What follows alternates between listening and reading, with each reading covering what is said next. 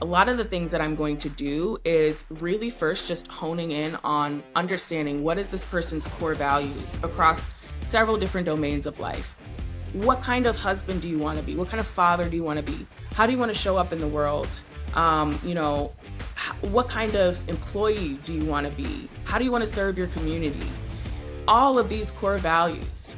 And then we ask people to think about, kind of day-to-day behaviors and take an inventory and see, it kind of forces you to look inward in a way that oftentimes somebody who's dealing with substance use is numbing.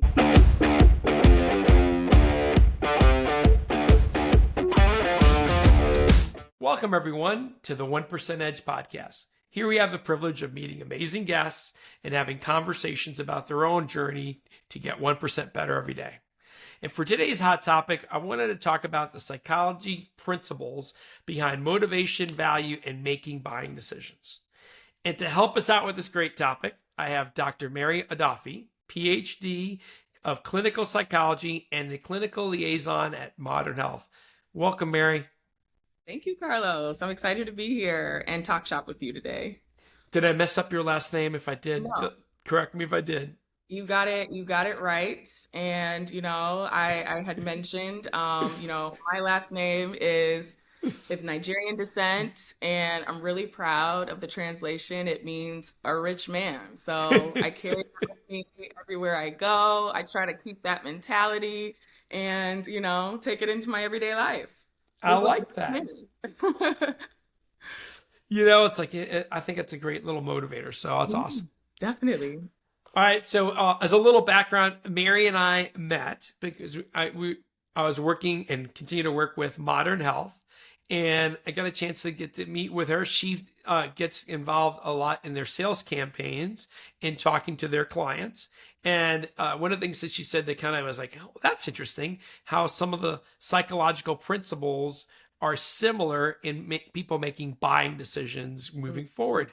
And I like always looking at sales from a perspective of helping someone make a buying decision for them versus, beating them over the head and bamboozling them, which nobody wants to be there.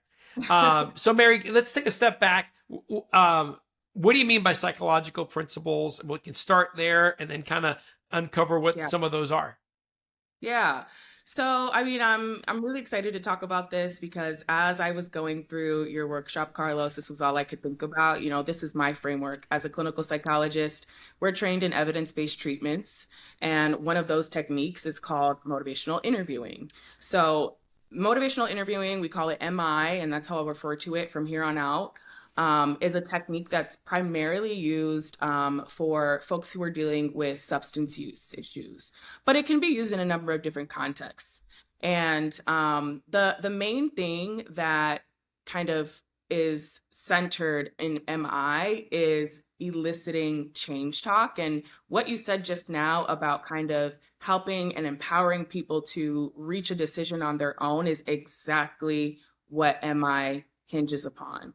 So as I was going through this workshop and we're talking through, how to ask certain questions, open questions, probing questions, uncovering the value for, the person that you're selling to. This was perfectly aligned with the MI techniques that I learned in grad school and practiced with patients. And so, I think it's really interesting to think about that when you talk about motivation and behavior change and essentially getting somebody to do what you want them to do, but not under that guise. It's helping people arrive at the conclusion on their own. Yeah, it's words have meaning. And for the longest time, I grew up in sales, so I feel like, hey, like everybody's a salesperson. You're always trying to influence or convince others of it. But I've come to the conclusion that, certain words have certain meaning and you can't get over that. Mm-hmm. And like even in talking to your kind of customer success team, a couple of them came up to me, hey, I am not a salesperson. Right. And convincing them that they are would not be very, a great adventure to go down, right? Yeah. Because it's basically selling someone, hey, you're wrong. You really are. You just don't know it, right? Yeah. So in Exactly. the pivot point, I go, well, maybe they're right. Maybe I need to change perspective and stuff. And that's kind of where you think about, hey, if we're trying to better communicate with people, and Hmm. what are we trying to communicate? And first people go, to sell them something. I go, no, not really. Because if Right. they can't use the product in the way that's going to be beneficial for them, you don't want to sell it to them. The reality is early on, you're trying to see what's your situation? What problems are they having? Are they worth even changing? And Hmm. then kind of lead them to, hey, I might have something that could help you, Yes. right? And it's really about helping them solve their problems and improve their situation and get some value out of it. And when you go that mindset into it, it's amazing. It's like, maybe I'm not a salesperson either. I just Yeah. like helping people. Yeah. And You're I a use it, facilitator, you know? yeah. And I Yeah. use the framework to help people get there. I seem to get more of the overall go to market team to Yeah. kind of buy in and be a part of that conversation.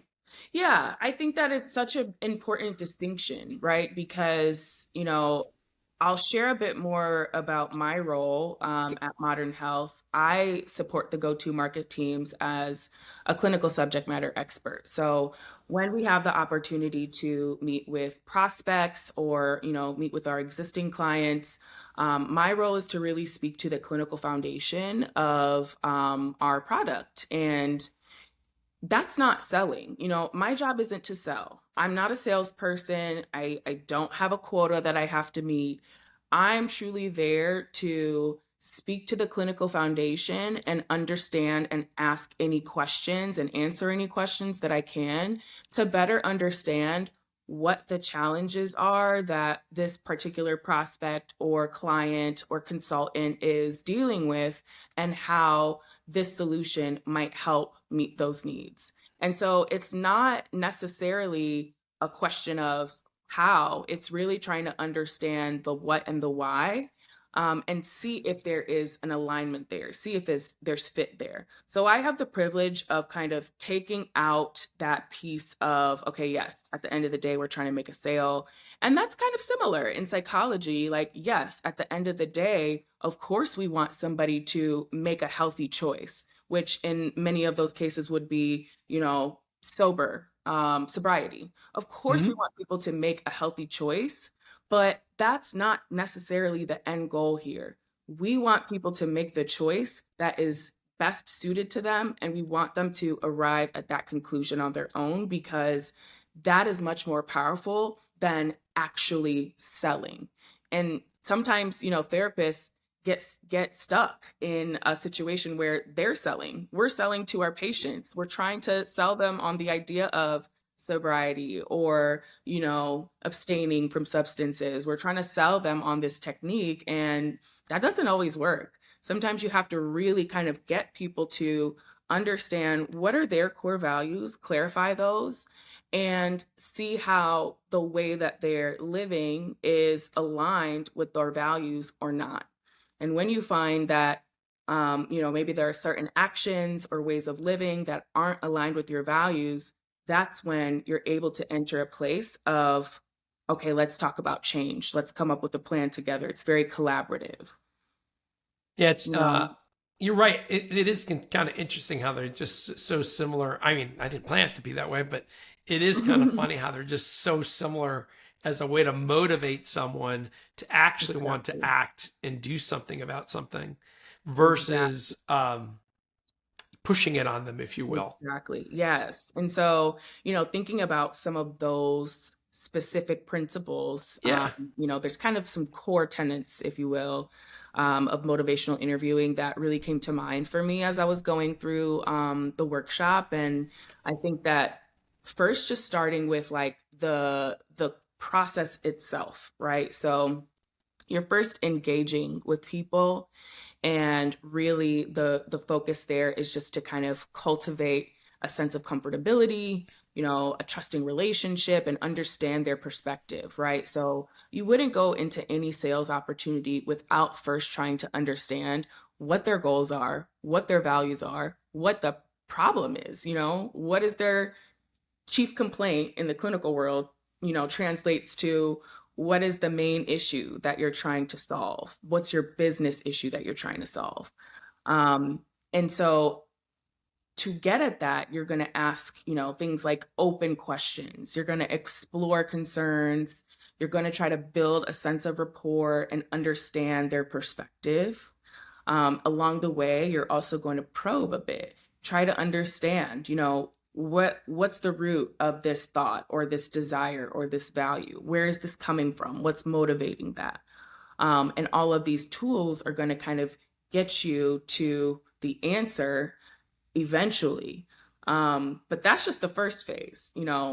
Second phase, you're getting into a place of focus, right? So after you've kind of built some rapport and you've identified what the problem is, what the issue is, what the goal is, what the value is, you're going to focus in on helping the client prioritize and clarify those areas of change. So this is going to incorporate elements of self-reflection to evaluate whether, their priorities for change are aligned with kind of what you're seeing as either a therapist, or B, a salesperson. So is what I'm selling aligned with what you need?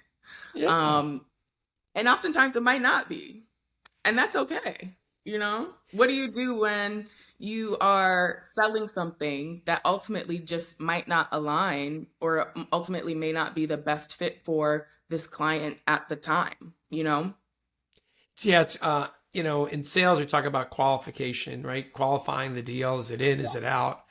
Sadly, it seems like most reps qualify most things that move, Mm, especially when they're under pressure, especially mhm, when there's a big push for pipeline. mhm, And they confuse activity for mhm. productivity. Yeah. I mean, I got someone, it's not perfect, but they kind of Yeah. seem interested. I'm going to keep this going. And it's Yeah. really hard to get people to go, hey, you might be actively involved in that deal and you might have a chance, even though Right. very small, of winning something. But the Mhm. reality is you could take that same energy and go prospect other clients that are more in your wheelhouse. Because Exactly. term, you're going to have a much better impact for them and they're going to be raving fans of you and you're going to Yeah. have much more success. But it's Yeah. hard to see that forest through the trees. Does that make sense? Like long term, like, hey, I may not be here next quarter if I don't, show some Right. activity. And I think that also falls Right. back into leadership, helping define that. Yeah. Yeah. And, I think that process, that feeling of spinning your wheels when you are trying to work a deal that just simply isn't the right fit, is going to be kind of parallel to working with a client that maybe isn't just in a state of readiness for Yes. change. And so it's up to you as the person who's kind of leading the conversation, leading the deal, to understand, is this a situation where we actually just need to clarify and better understand if there's alignment, or is this truly just not the right fit, not the right time, etc. And so a lot of the process, that's really the core of the process, is trying to understand and evoke that sense of readiness, of willingness, and ability to change. Or in the case of, sales, it's really kind of more so understanding how to show the alignment between that prospect's needs, problems, and the value that your solution can bring. But we can't just, kind of feed it to people. We have to lead them to the water and let them drink. So I'm curious. So let's say if you were dealing with someone with addiction and Mhm. you know, there clearly is a problem, Yeah. but there's not a clear focus to want to change and want to Yeah. change now. How do you Mhm. deal with those folks? Do you just say, hey, you're just not ready yet. Yeah. You're not taking the right actions. You say you want to get better, but your behaviors don't match up. I'm just curious about, other than you're fired. I'm not your therapist anymore. Yeah. What do you do? Yeah. I mean, everything you said, all of the above can be actual, kind of responses to that.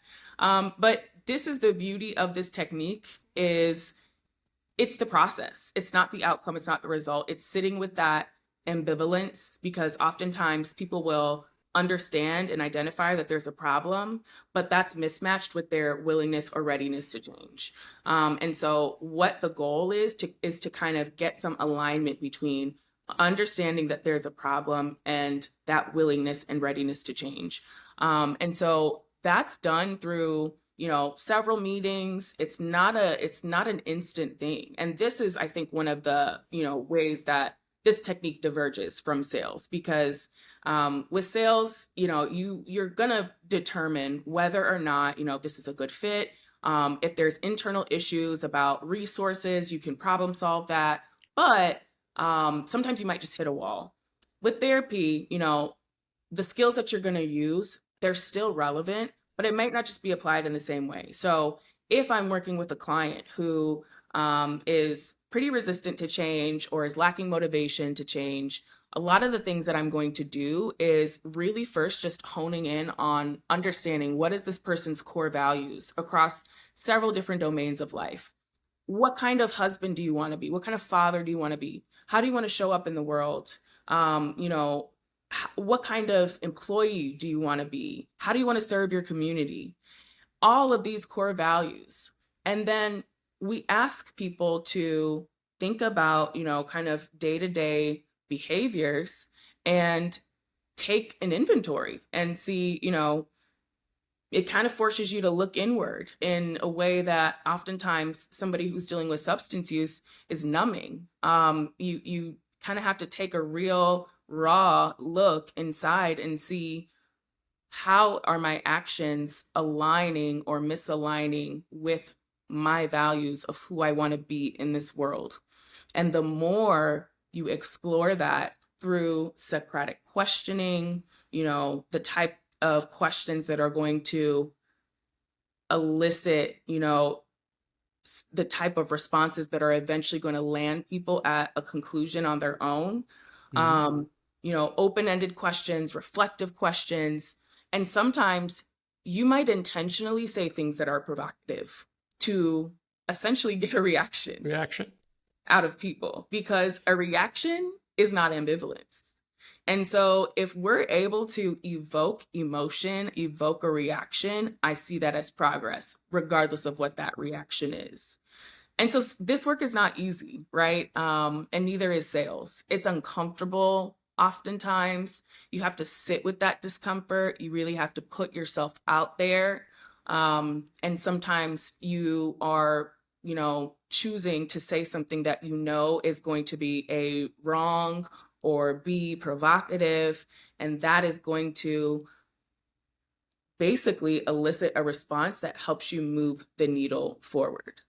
Now, in sales, I think you have to be very careful using those type of techniques and, make sure that you're using that with discretion.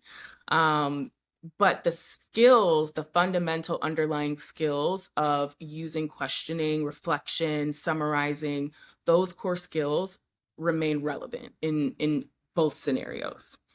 It's funny because we do have a thing called an anxiety question, which I ran out of time and I didn't cover Yes. in our initial class. But it's basically that We causing talked a about it. reaction. Yeah. Yeah, I So like, remember. what happens if you're not able to do this project? What if you're not able to hit the Yeah, goal? Are there yeah, any consequences? Because if there really isn't, you just lost what you thought was all this momentum that was going to exactly. the project and get it funded and make it a priority Hmm. just vanished. So you got Exactly. to go find that thing. So those we do try to sometimes provoke someone, Yes. not to be mean, but hey, we're stuck. And Yeah. I can assume that you'll finally get there, or hey, I can try to provoke a response. Yeah. Um, Exactly. When we had gone over that briefly in the course, I remember like cringing initially, like, ooh, anxiety question. Like we want to invoke a sense of anxiety, but I see the parallels there. It's evoking a sense of discomfort, evoking a sense of dissonance between, your current state and inaction. So what happens yep. if you don't take action? Um, what's at stake? And I think that that technique is not the first, it's not going to be your first go-to. Go It's not your to. first line of response, Right. but certainly if there's a sense of like ambivalence that seems to be holding a prospect back. So maybe they're kind of dragging their feet. You're not hearing from them. They're taking a long time to follow up. Um, I see this oftentimes also with like, if we're trying to work a deal where they have a current solution and we are talking about the possibility of them transitioning to ours, you think about, okay, so what's at stake if you don't change? If you stick Right. with that solution, how much more is that going to cost you? And so it really kind of, encourages people to think about what's at stake and is that aligned with their business value or their core value. And so this is the technique that I think is has a lot of relevance for Yes. so many domains of life. And that's the thing that I have loved about kind of getting to understand and get some exposure to the sales world. I think that we're all salespeople, whether or not we call it that. And I've loved the opportunity to kind of learn some of those skills and keep them in my back pocket, to be honest, you know? It is. I mean, I try to think of the folks as all right, sorry, his book's right here. To Sell is Human. Is that the one? Yes.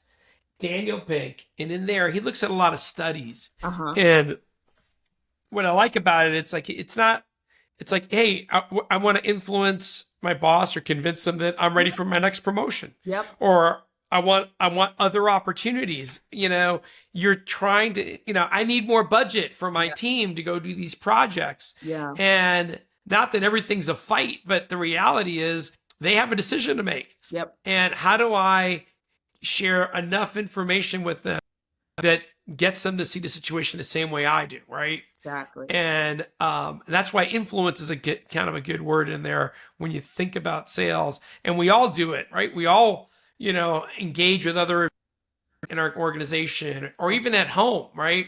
You want to Right. convince your spouse it's time to get a new car or a new house, Yep. right? Yep.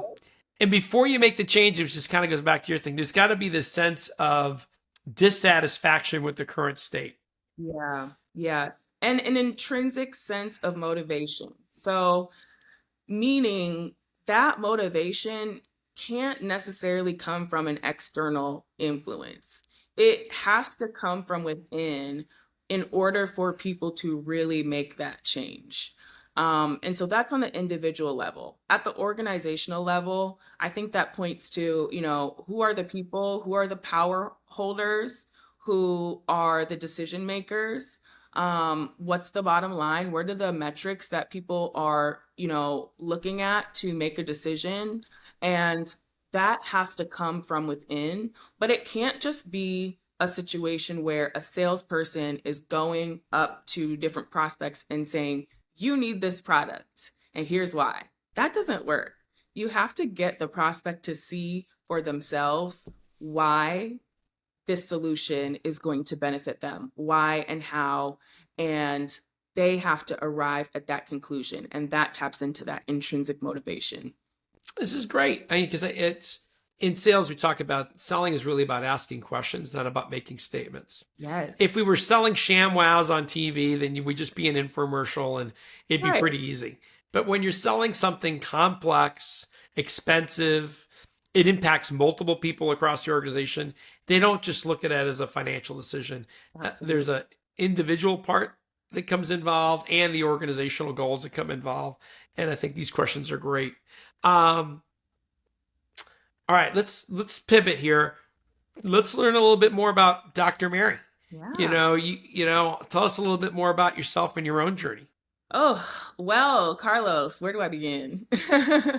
In my young life, I feel like I've been through quite a journey. And, starting just growing up, the child of immigrants in Northeast Ohio. I'm from a small town, middle of nowhere. And yeah, my Nigerian parents, they instilled a lot of fundamental values in us. I'm the youngest of four. And I'm very proud of, the accomplishments of my siblings and I that were built on the sacrifices of my parents I'll never forget the stories that they've told me of, they used to be living on $20 a week. They came here in the 80s, started in Philadelphia, worked their way up. And, I'm just very proud to have that experience. And it was something that really influenced a lot of my studies. I wrote my dissertation on being a child of immigrants. I think whenever I've had hard times, I think about, thinking back to my first week of grad school, for example, I went straight to a PhD program from undergrad. I was so young. I was 22 years old. I didn't know who I was. I just kind of felt like I was doing what I was told, and this was just the next logical step.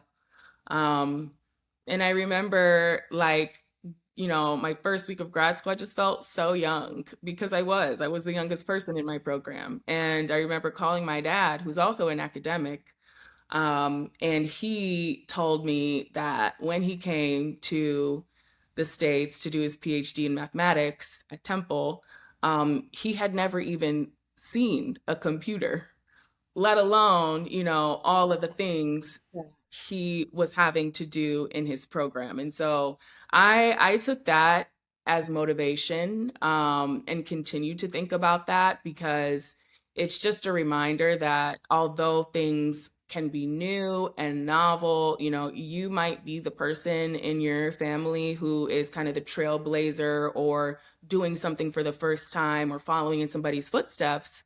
Um, and that can be very scary, but I think that, there's also a lot of beauty in those stories because it's motivation. Mhm. And I've been very touched just by lots of folks who have reached out to me and have, shared that it's been encouraging to them to watch me go through my journey as a former academic now, in digital health and also, pursuing a lot of creative ventures as well. And so, yeah, I think that my story is a complex one, but it's one that I'm really proud of. It's also one that I'm still continuing to write and figure out. But yeah, I mean, I think just to kind of get specific, I did my PhD in clinical psychology at the University of Houston. I have to, shout out my academic advisor, Dr. Rita Walker. She's amazing, and she continues to just make such an impact in the field for Black mental health. If you haven't heard of her book, The Unapologetic Guide to Black Mental Health, you should definitely look it up. Nice. Um, and from there, I think I did a lot of work, serving underserved communities and worked at institutions like the Houston VA, Chicago Hines VA. I worked at Henry Ford in Detroit. Where else? I feel like I'm forgetting some places. Baylor College of Medicine. I had a lot of great experiences, but none of them quite felt like the right fit. And then, that kind of culminated in basically ending my training and starting my career in the middle of a mental health crisis in 2020. Wow. Um, that year, I was a fellow at Hines VA, and we actually pick our fellowships a year in advance. So I didn't know, that the pandemic was going to happen when I chose my fellowship. So I was doing a geriatric psychology fellowship because, part of my culture, we just have a lot of love and respect for our elders. And so that felt like a good fit for me. But fast forward a year in the middle of the pandemic, I'm working in hospice, working in palliative care, working in people's homes at the height of the pandemic. And so that was just a very challenging experience with everything that was going on in the world. Um, and it really just kind of gave me the push that I needed to start to explore other options. So through some conversations with my family, my older siblings, I just started to explore. And then I eventually started at Twill, which is formerly Happify Health, and started in clinical product development. And, shout out to my first boss, Jared Minkle, who responded to my LinkedIn message and gave me a job. And so sometimes that's all it takes, really, is just putting yourself out there. I think that my motto and kind of motivation is just like doing things scared. I think people are often surprised to find out that I am somebody who struggles with self-confidence and, has struggled with self-esteem and, just putting myself out there. But you kind of fake it till you make it. And Yeah. I don't know if that's the best advice, but it's gotten me this far. And, my goal is like eventually those things will align. Eventually you start to really believe in the person that you become. And I think part of that exercise is just sitting back and taking an inventory and taking a real look at, what are the things that you have accomplished. I think oftentimes we just don't give enough ourselves enough credit. And so thinking about, what are the things that we have accomplished and also thinking about what else can I do. So yeah, that's kind of where I'm at now, Carlos. And I'm excited that, my career thus far has brought me to spaces like this one with you. I would have never guessed that I'd be on the 1% Edge podcast talking with you and, talking about sales. Like I could have never predicted that would be the case. So I think that, I'm somebody that bucks at convention and I encourage others to do the same. So on your, I love your story and being the son of two immigrants, same thing coming here.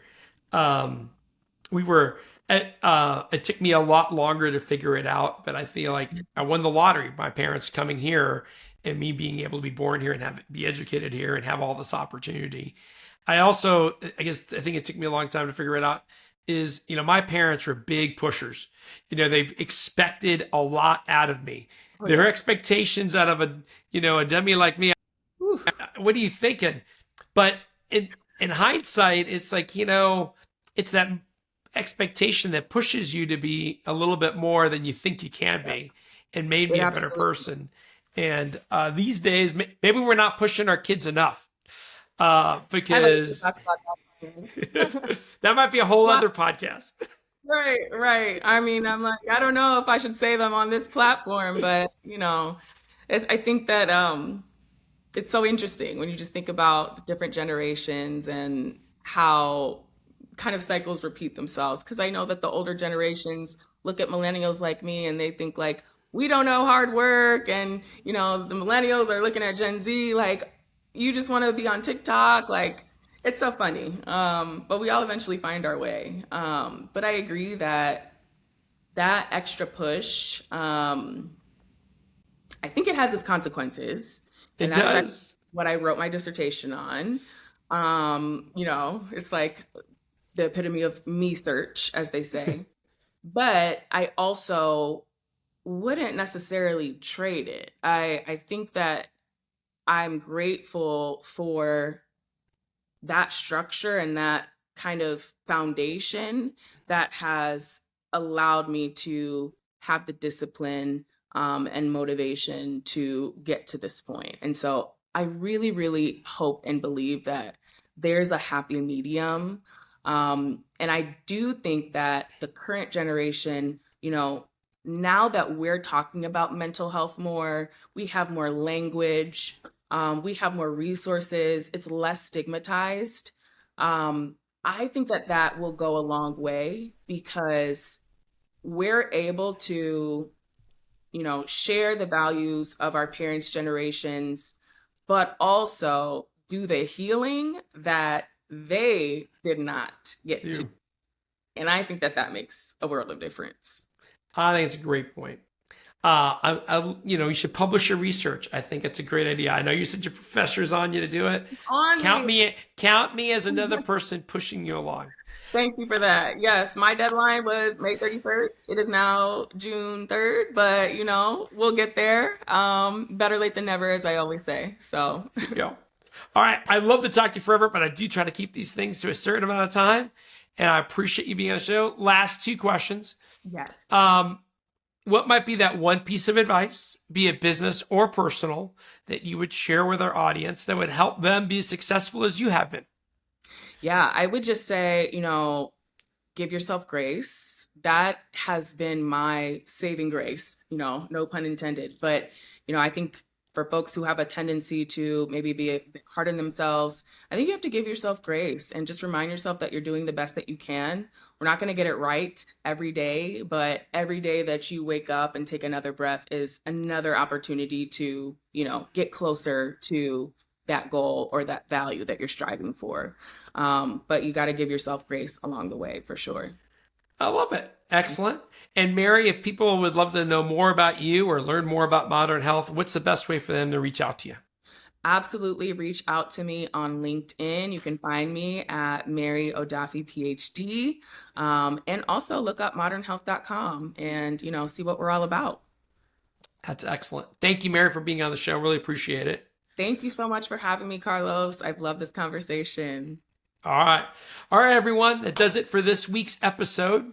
If you got value out of it, I'd really love for you to write a comment, maybe even subscribe, maybe even, give me a suggestion for future podcasts.